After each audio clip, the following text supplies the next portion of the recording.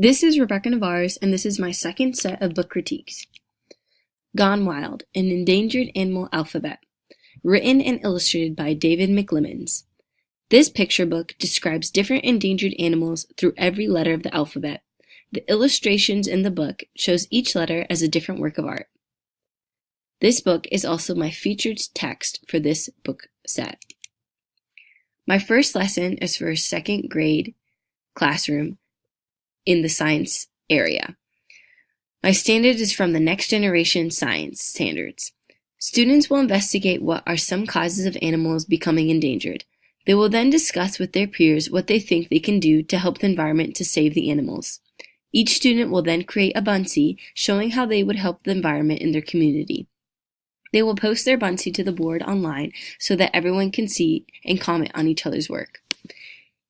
Here is an example of a student's Buncee and what it could look like.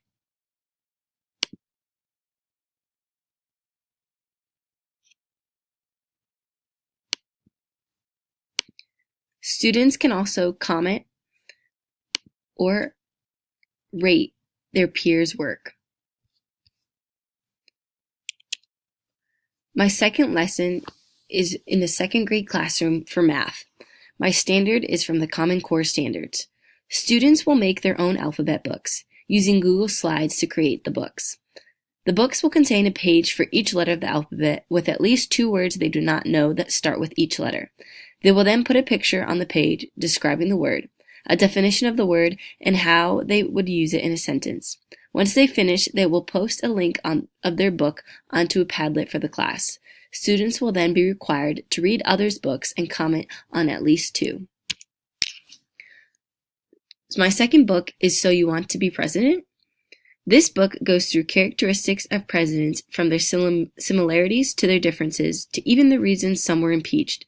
It describes the decisions the presidents have to make and what the president has to go through on a daily basis.